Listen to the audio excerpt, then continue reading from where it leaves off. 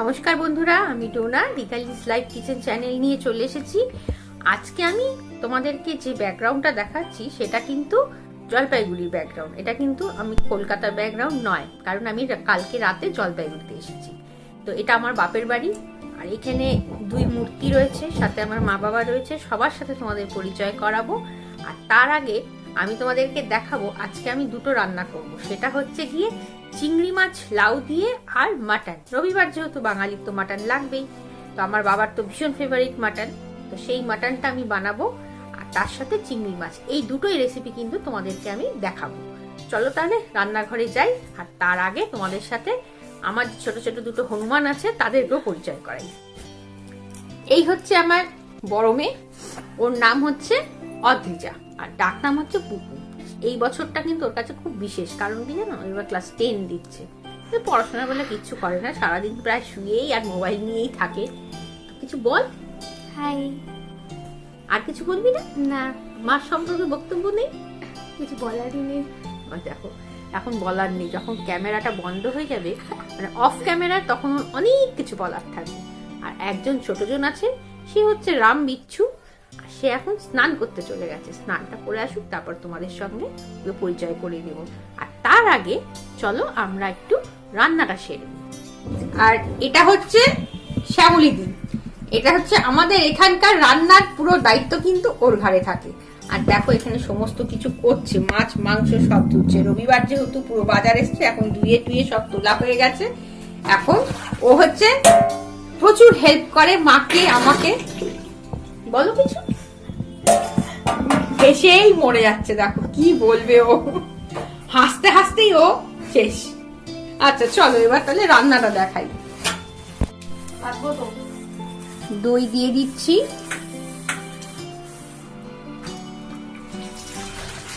নুন দিয়ে দিচ্ছি, হলুদ দিয়ে দিচ্ছি। যেহেতু একটু গোলমরিচ দিয়ে মাংসটা রান্না করব, সেই মাংসটার মধ্যে এখনই আমি গোলমরিচ দিয়ে দিচ্ছি। আমি কিন্তু শুকনো লঙ্কা ব্যবহার করব না এই মাংসটার জন্য, শুধু গোলমরিচ আর কাঁচা লঙ্কা দিয়েই করব। একটুখানি সর্ষের তেল দিয়ে দিলাম, তাহলে কিন্তু মাখানোর সময় বেশ ভালো হয়। যদি ম্যারিনেটের সময় সর্ষের তেল ব্যবহার করো, তাহলে কিন্তু মাংসটা ম্যারিনেশনটা খুব ভালো হয়। দেখো আমি মাংসটাকে মেখে নিচ্ছি।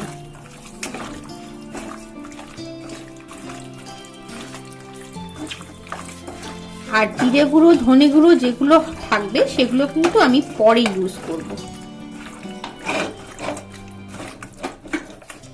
ব্যাস এইভাবে 15 থেকে 20 মিনিট এটা থাকবে। এই দেখো আমার বড় মেয়ের কাণ্ড, কি ঠান্ডা, ওর কাছে নাকি খুব ঠান্ডা। স্নান করতে যাবে, কিন্তু তার আগে একটু গড়িমসি করছে। কি অবস্থা দেখো, এখন মুখ দেখাবে না। চিংড়ি মাছ কিন্তু খুব বেশি ভাজবো না, জাস্ট একটু এদিক ওদিক করে আমি কিন্তু মাছটাকে তুলে ফেলবো।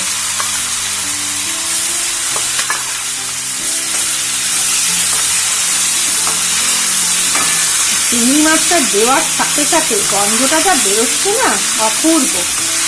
ব্যাস, এর থেকে বেশি কিন্তু আমি চিংড়ি মাছ ভাজবো না।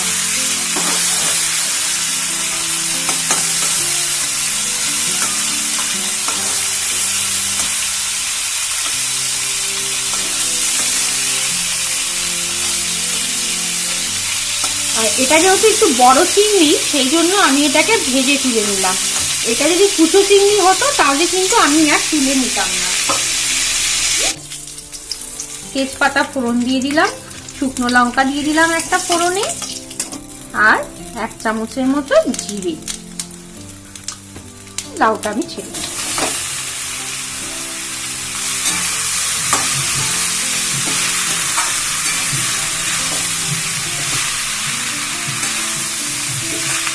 লাউটা হতে যেহেতু অনেক সময় লাগবে, সেই জন্য তোমাদেরকে আমি একটু মানে অল্প অল্প করে পোর্শন গুলো দেখাবো, আর কি কি মশলা আমি দিচ্ছি এর জন্য সেইটাকে দেখাচ্ছি। খুব সামান্য পরিমাণে হলুদ দিয়ে দিচ্ছি, সামান্য পরিমাণে নুন দিচ্ছি। চিংড়ি মাছটা কিন্তু আমি নুন হলুদ দিয়ে মাখিয়েছি, এই জন্য কিন্তু আমি নুনের পরিমাণটা খুব কম দিলাম। এখন এটাকে কিন্তু আমি একটুক্ষণের জন্য ঢাকা ঢাকা দেবো, কারণ জলটা উঠবে। আর বাকি মশলা কিন্তু আমি আরেকটু পরে অ্যাড করব। 2-4টে কাঁচা লঙ্কা দিয়ে দিচ্ছি, আদা বাটা দিচ্ছি,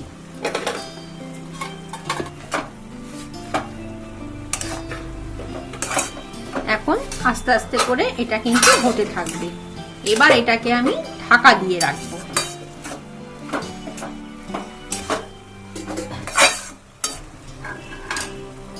এটা হচ্ছে জিরে গুঁড়ো দিয়ে দিচ্ছি, শুধু জিরেই দেবো, আর কিন্তু কিছু দেবো না এর মধ্যে। ব্যাস, মশলা মোটামুটি সব দেওয়া হয়ে গেছে।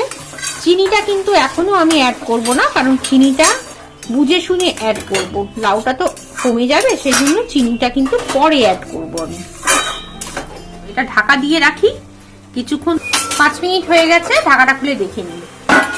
দেখো কতটা শুকিয়ে এসছে, জলটা বেরোলো, সেই জলেই কিন্তু লাউটা সেদ্ধ হয়ে গেছে। এখন মোটামুটি সমস্ত কিছুই দেওয়া হয়ে গেছে মশলা আমার, শুধু চিনিটা বাদে। এখন আমি এর মধ্যে চিংড়ি মাছটা অ্যাড করব। দেখো চিংড়ি মাছটা দিয়ে দিলাম।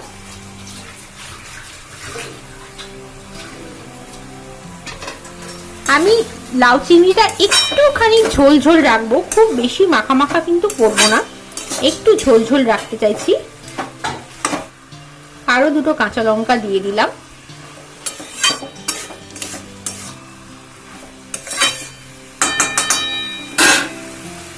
দেখো বাটি ধুয়ে এই জলটাই আমি এর মধ্যে দিয়ে দিচ্ছি, আর একটু জল আমি দিয়ে দিলাম। আমি কিন্তু এটা খুব কম তেল মশলা দিয়ে ব্যবহার করছি, লাউ চিংড়িতে কিন্তু একদমই মশলা লাগে না।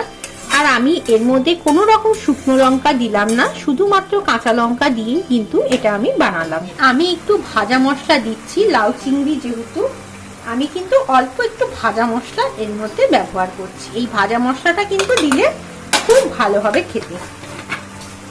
আর শীতকাল যেহেতু, এর মধ্যে কিন্তু অবশ্যই একটু ধনেপাতা পড়বে। চলো এটাকে কিন্তু আমরা আবার একটুক্ষণের জন্য ঢাকা দিয়ে দেব।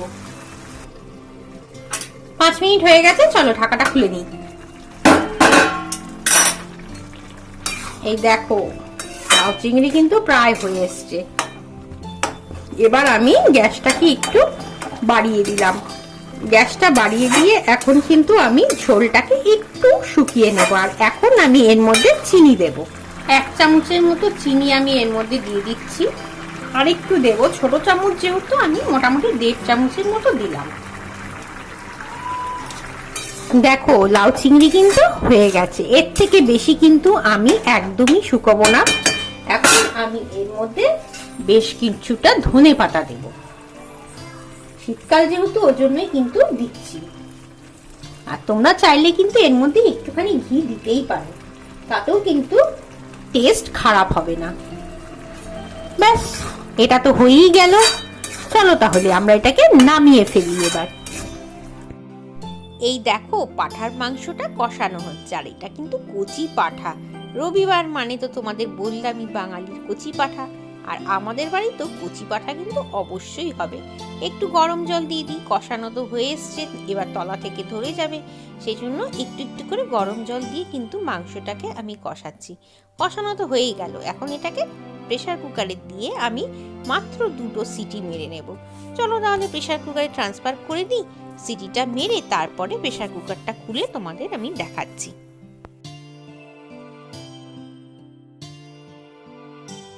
আর হ্যাঁ, এই মাংসটার রেসিপিটা যদি তোমাদের জানতে হয়, তাহলে কিন্তু অবশ্যই চ্যানেলের যে মাটনের রেসিপি সেইটা তোমাদের দেখে নিতে হবে। চলো তাহলে সেটা দেখার জন্য তোমাদের কাছে একটা অনুরোধ রাখলাম। দেখো গরম জল করে রেখেছি, সেইটা কিন্তু আমি ব্যবহার করব ঝোল হিসেবে।